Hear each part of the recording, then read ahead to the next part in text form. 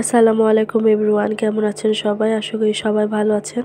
তো আমি খুব একটা ভালো নেই, হঠাৎ করে আমার প্রচণ্ড ঠান্ডা লাগছে, কাশি, মাথা ব্যথা। তো আমার ভয়েসটা খুবই বাজে শোনা যাবে, তো আপনারা ইগনোর করবেন প্লিজ। তো গ্রামের বাসা থেকে আপু আসার সময় কচু নিয়ে আসছিল, তো কচুগুলাই আজকে রান্না করব। কচু, বড়ি আর মাছ রান্না করব।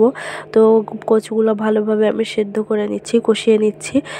আর এই কচুগুলো খুবই সুন্দর ছিল, খুবই অল্প সময়ে সেদ্ধ হয়ে যায়। আর তারপরেই তো আমি বড়ি ভেজে নিচ্ছি। এগুলো ছিল কুমড়ো বড়ি, আর এই কুমড়ো বড়িগুলো আমার আপু এসে বানিয়ে দিয়েছে আমাদের।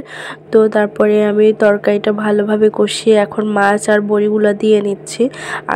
আর কচু তরকারিটা যেহেতু কষানো শেষ, ঝোলও দিয়ে নিয়েছি। এবার পটলটা আমি পাশের চুলায় ভাজি করে নেব। আর পটল ভাজির জন্য তেল, হলুদ আর লবণ দিয়ে নিয়েছি। এখন নেড়ে তারপরে কিছুক্ষণ পর পেঁয়াজ আর মরিচ দেব। মরিচ আর পেঁয়াজটা আমি আগেই দেব না।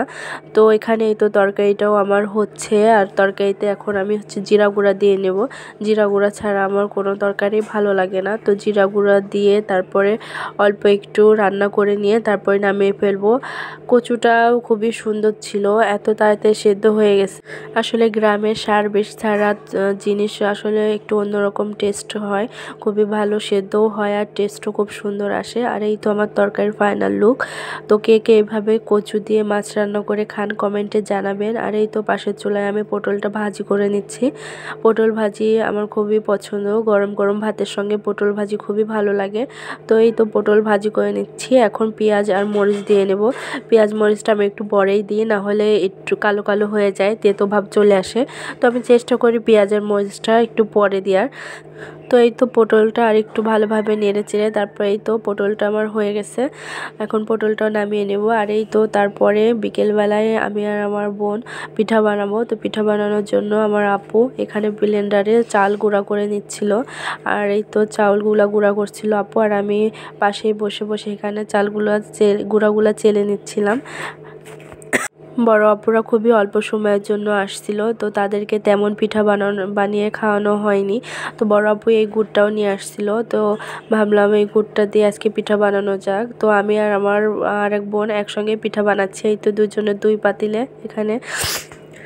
তো আমি আগে কখনো এইভাবে পিঠা বানাইনি, আজকে আমার আপুর দেখে দেখে পাশের চুলায় আমি গুড়গুলাও জাল করে নিচ্ছিলাম। আর এই তো গুড়গুলা জাল করা হয়ে গেলে এখন দুধের ভিতর গুড়গুলা দিয়ে নেব। আমি সব কিছু আসলে আপুকে ফলো করে করেই করছিলাম, সেজন্য দুজন আলাদা আলাদাভাবেই বানাচ্ছিলাম। আর এই তো গুড়গুলা দিয়ে নিলাম।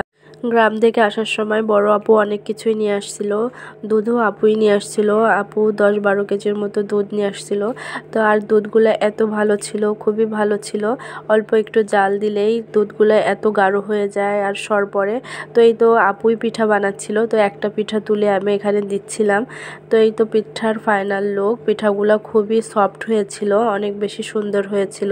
তো পিঠা আমার কাছে ঠান্ডা হলেই ভালো লাগে, আমার সঙ্গে সঙ্গে বানিয়ে গরম পিঠা একদমই ভালো লাগে না। পিঠা যত ঠান্ডা হবে আমার কাছে মনে হয় তত বেশি টেস্ট লাগে। তো এখন রাত 12টা 22। তো হঠাৎ করে আমার হাজব্যান্ডও বলল যে কিছু খাই। তো পিঠা যেহেতু ছিলই, ঠান্ডাও হয়ে গেছে, তো আমরা ভাবলাম পিঠাই খাওয়া যাক। তো নিয়ে আমরা দুজনেই এখানে খাচ্ছিলাম। পিঠাটা এত এত বেশি মজা হয়েছিল। তো সবাই জানাবেন আজকে পিঠাগুলো কেমন হয়েছে।